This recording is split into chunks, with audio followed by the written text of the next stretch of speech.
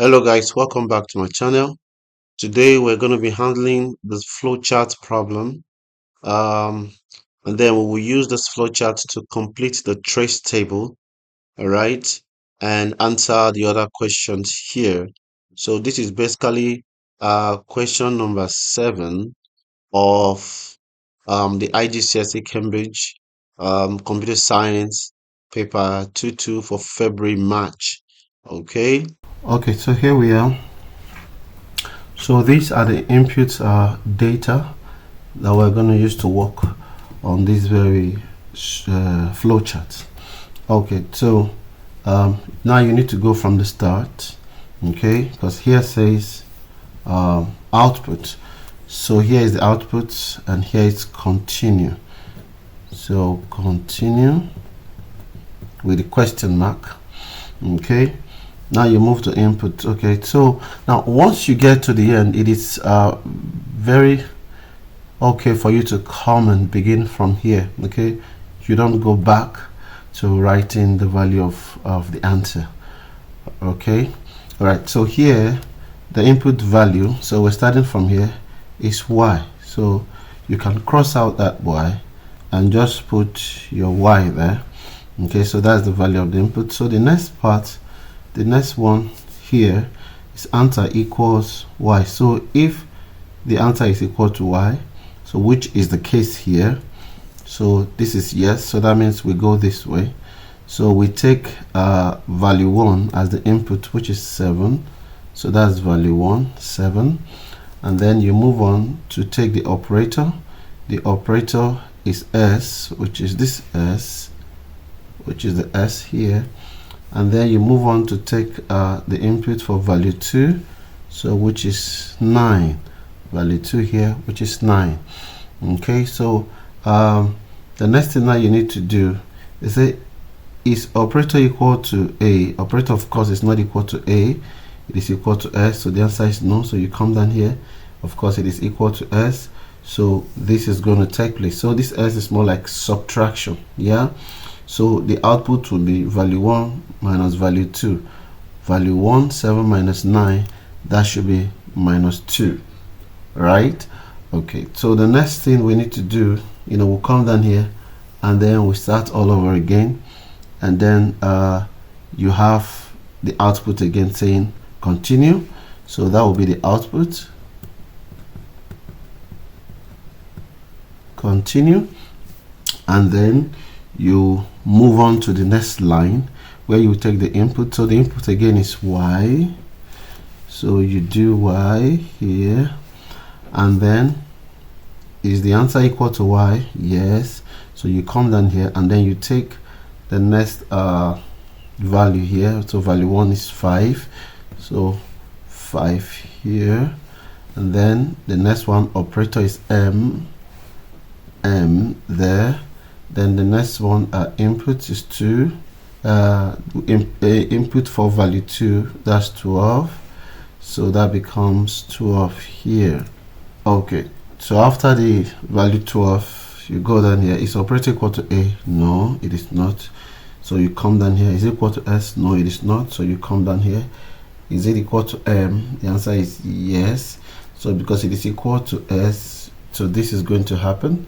That becomes value 1 times value 12. Okay, so you do your 5 times 12, which should be 60. 60 becomes the output here, and then you go back again, then you have your continue. So you continue here, and then you take another input. Okay, the input here is still y, so which is what you're going to have here, answer as y. So is answer equal to y? Yes. If that's the case, let's go back again, take value 1, which is 25, then take operator, which is d, and then we'll take value 2, which is 5 here, and then we move down here. Is the operator d? Is it a? No. Is it s? No. Is it m? No. So if all of this fails, that means we're coming down here as the no. so that will be division. So for the division, you do value 1 divided by value 2, which is 25, divided by 5, which will give you 5, okay, and then you go back again all the way there. Output says continue, so you do continue. Okay, after that you do your input of the answer. Okay, so here says n, so here would be n. Okay, so the question is answer equal to y? No, it is not. So this program will end. So this is where this trace table is going to end. You cannot continue with all of this because you have already said no, you don't want to continue. Okay, so that's the end of the trace table as it is. Now this next part that says state the purpose of the algorithm on page 6. So this is the page 6. Okay, so we're stating the purpose of the algorithm. So basically it is just a calculator, yeah, that does multiplication, subtraction, addition and division. Okay, so it is a calculator. So it is basically a calculator. Okay, so this part says there are problems with the given algorithm. If the lowercase letter y is entered for answer, the algorithm stops. If a lowercase letter is entered for operator, the algorithm gives an incorrect output. Okay, so explain how you would change the algorithm to prevent the problems described. Okay, so so let's handle the first part that says if the lowercase y is entered for answer, the algorithm stops. Okay, because if you check here, this guy only deals with uppercase. Okay, so the way you can address this very part is by well, obviously there will be two ways to handle this. So the first way will be to maybe after entering this input, you would need to come here. Let me grab a pencil to do this. So you would need to add a box here to change the input answer to uppercase. Okay, just in case if the user enters a lowercase. So you would, I don't think this pencil is helping. So I would say answer equals uppercase in bracket answer. So that's one way to solve this. So you can just include it in your explanation here. Say after the input answer,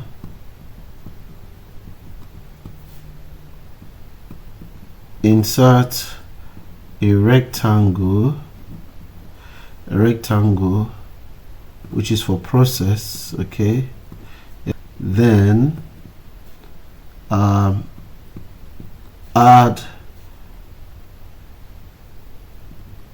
a UCase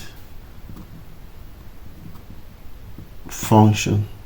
So in other words, you can give an example saying answer equals UCase answer. So I hope this space will be enough for me to do all of this job. Okay, so so that's for this very one. So for this second one, say and if a lowercase letter is entered for operator, so the operator of course is usually uppercase, so the algorithm gives an incorrect output. Okay, so the algorithm gives an incorrect output. So I have mentioned one way to do this. Okay, so now the other way that we can actually do this would be to just come here and we can say or answer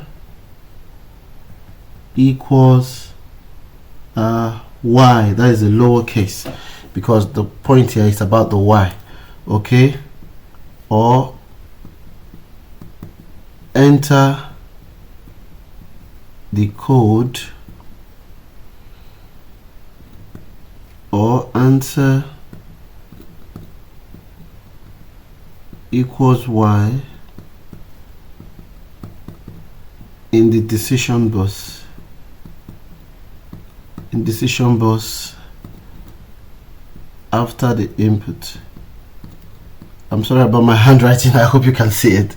So that's another way to do this. Okay. So so we've answered this very part of the question. Now the other part is if the operator, if you enter a lowercase for the operator. So if you enter a lowercase for the operator, so you will agree with me that you can equally do the same thing. So it's either you change the operator to uppercase. I mean, yes, it's either you change the operator here to uppercase, so just exactly here, okay, or you equally do the same thing that we did here, right? So so let's say after the operator input,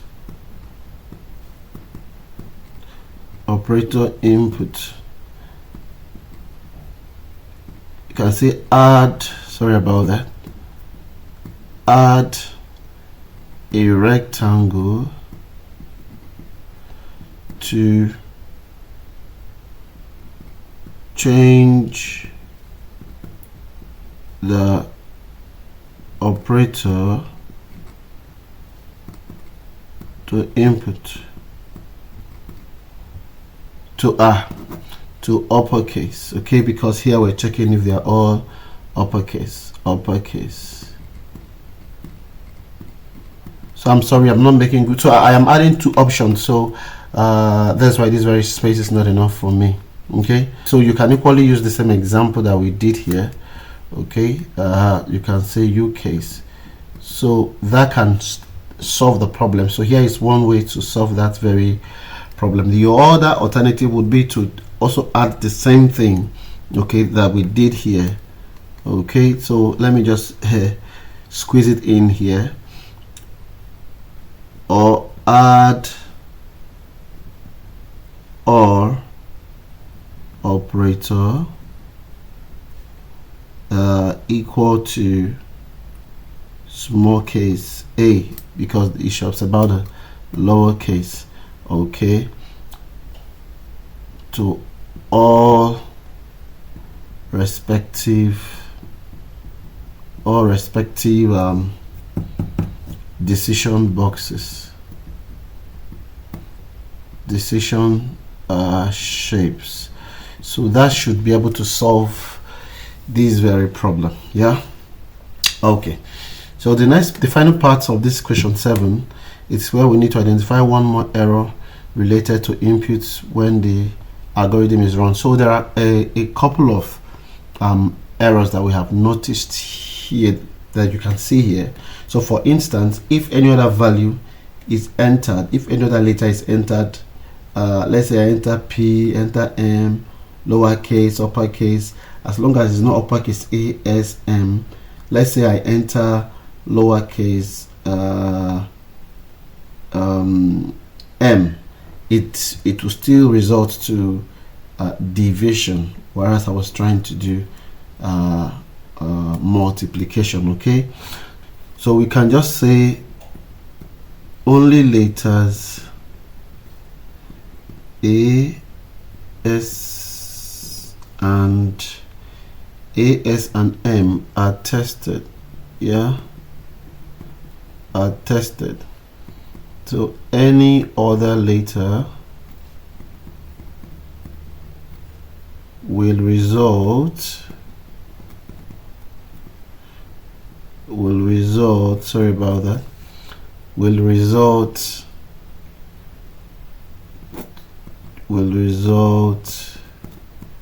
in division. So that's just one way. So this is just one of the errors here, although there are other errors. So like here you can see that there's no proper user prompts. Yeah, so the user does not know, there's no proper user prompt, especially here and there. Okay, so the user does not know exactly what to do, but you are just asked to put one, so just one will be okay. All right, no proper user prompt. Yes,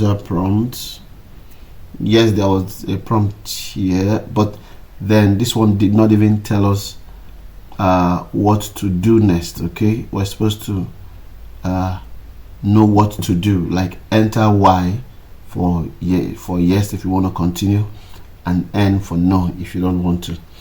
Okay, so apart from that, there is no validation here, okay, to test if these values are actually numbers, you know, or if they are strings or just any other character. Okay, so that's another problem here. The other problem here would also be there is no way to test if value 2 is 0 in case you want to do division. Okay, so that would return that would result to a runtime error. So all of these are some of the mistakes, okay, the errors that are visible in this very flowchart. Okay, so I hope we've done justice to this question. Please, if you have any questions, do well to ask. If you have not yet subscribed to this video, to this channel, sorry, what are you waiting for? Please do so. Subscribe, share, and like, so that this video can get to as many persons as possible. Okay, I hope the video was fun and you enjoyed yourself. See you guys again in the next video. Bye for now.